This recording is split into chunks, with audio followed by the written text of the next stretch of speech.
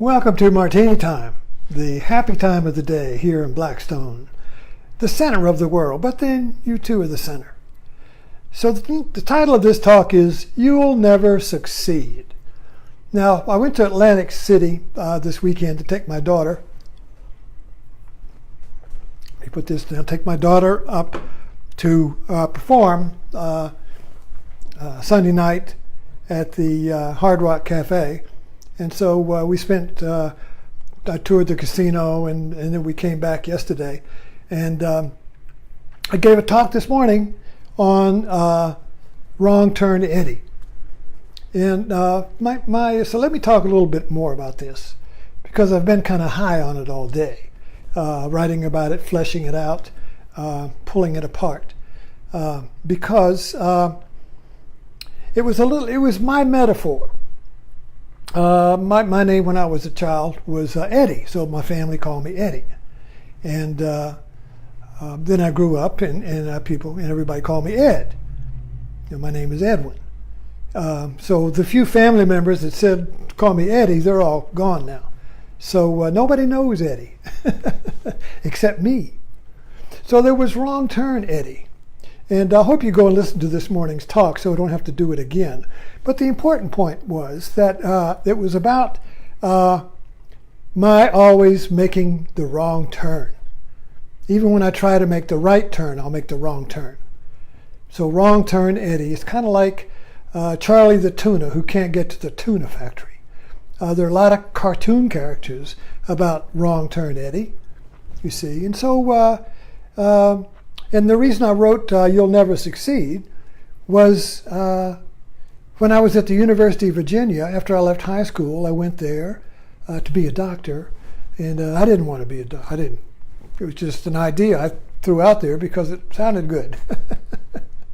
I didn't really want to be a doctor, so I became a drunk.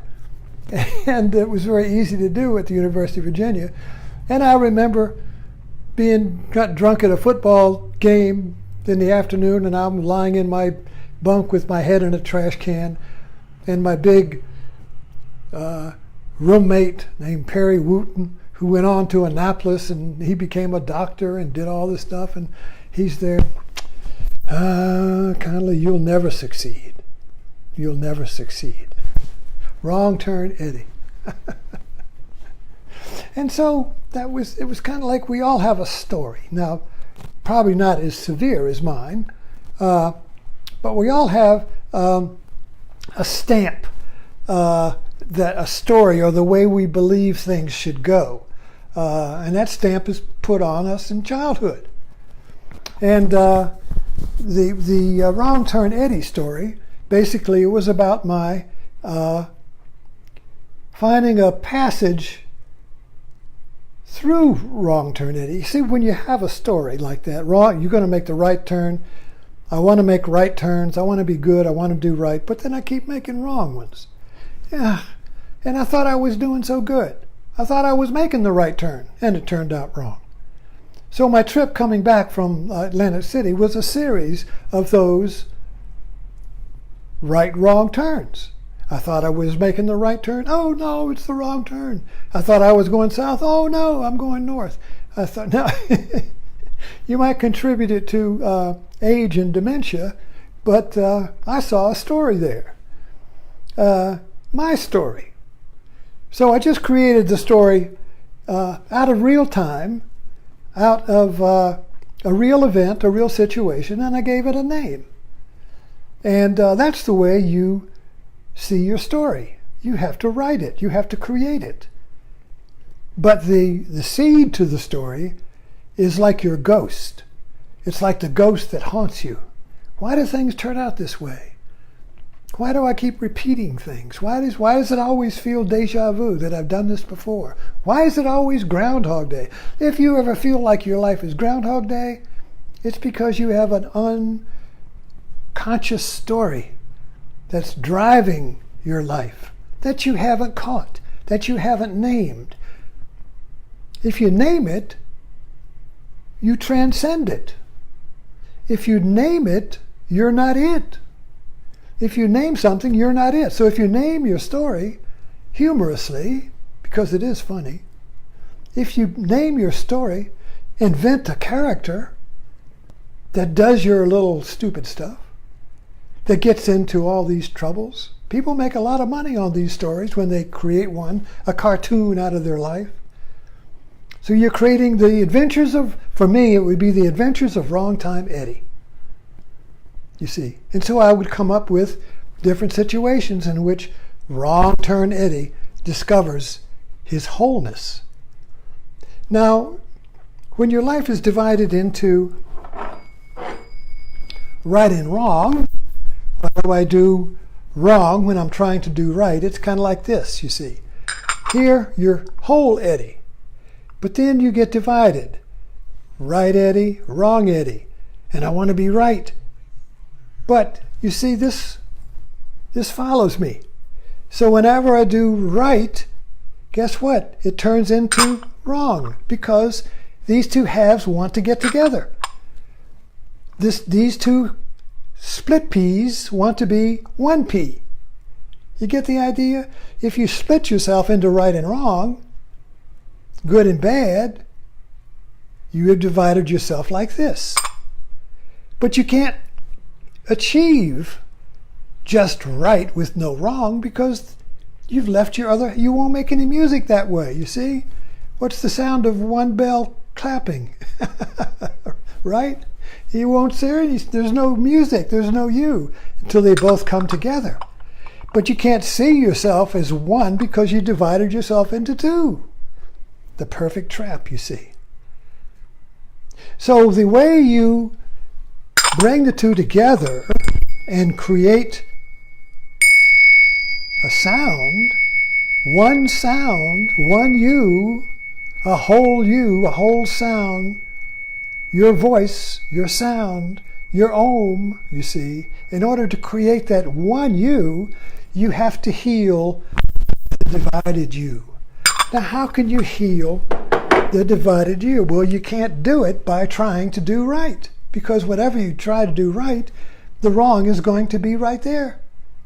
You see, you're trying to just have up with no down. You're trying to just have heads and no tails. Win, no loss. You're trying to have hot and no cold, you see. So we're all right, wrong. We're all right, wrong. We're right, wrong. But when a situation is right, wrong, there is no certainty. There is certainty means it's right or it's wrong. Now, which one is it? It's got to be one or the other. You got to be right or you got to be wrong. No ambiguity. Right or which is it? Well, of course, we get caught up. I want to be right. I want to be good. Oh, Lord, blah, blah, blah, blah. I want to be good. Damn, I'm wrong again. Then you have regret and guilt and shame. And then you try to do it right. The gambling at Atlantic City. What is that? Why, the people, it looked like a compulsion to me. They weren't having fun. They were just sitting there doing. It's kind of like, I want to win. And then you win. And I got to win more. So you better, no, now I'm lost. Oh no, I got to come back now to win and restore myself. So I got to win. I win a little bit. I got to keep going. I got to win more. Oh no, I lost. Oh, now I got to win again, and so I can restore the loss, you see. So you're like flipping a coin, heads, tails, trying to come up with the heads, tails. The one that is two. The one before the two. So what we're trying to arrive at is the one before it became two. And you can't do that by trying to be right or wrong. So you have to allow the two to come together in a situation and see and accept. And so just to recap my Wrong Turn Eddie story, after a series of wrong moves, and I remember saying, oh, kind of like, I always make the wrong turn. So that went right back to my childhood when my father made me feel I would never succeed, and when my roommate said, you'll never succeed. So that whole stamp, you see, was right there. In an organism, every cell has the DNA of the whole organism. You can clone an organism from one cell. The whole pattern, the whole is in the part. So every situation has your whole life in it. Every little conflict, every little drama has your story in it. Every little mundane, trivial thing has your whole life in it. You got to find that. You got to see it. Got to be curious. So I was talking about, I'm at Wrong Turn Eddie, and so right after I did that, I got off the internet at 95 and get some gas or something. And when I got back on, I was going in the wrong direction. Oh no, I'm going north. I'm wrong. I am Wrong Turn Eddie. But I laughed. I accepted it. I said, okay, damn it, I'll be Wrong Turn Eddie. That ended it. Even my wife laughed. And then we both thought it was a lot of fun. And then I kept making up things. Well, maybe I can make a wrong turn here. Oh, I know, I'll make a wrong turn over there. So it was a lot of fun being Wrong Turn Eddie. But what happened was, if you're trying to be Right Turn Eddie and not Wrong Turn Eddie, you keep dividing yourself. So go to the negative, go to the left-hand path. Say, okay, I'll stop trying to not be Wrong Turn Eddie, and I will choose to be Wrong Turn Eddie. And bam, that brings it together, and you get the sound you've been longing for. Because you're not divided. There is no such thing as a wrong without a right, a down without an up, you see. But we're thinking, well, I got to be up with no down, I got to be right with no wrong. So if we go and choose and say, okay, I'll be Wrong Turn Eddie, I accept it, I embrace it, what happens? The effort to not be Wrong Turn Eddie stops. The effort to be good. It's the division that makes us suffer. It's the split that makes us make no music. It's the split that drives us to heal in the future. But we're already healed. We're already one. We're already undivided.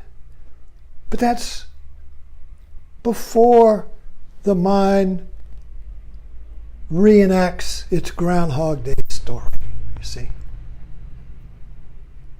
I hope this metaphor, Wrong Turn Eddie, helps you in finding your stories and giving them a name and just laughing your head off. They're all very absurd. It's when you see the absurdity that you laugh, because it's absurd that you're divided. It's absurd that you're two and not one. It's absurd that you chase your wholeness when you already are whole. Thanks for dropping in.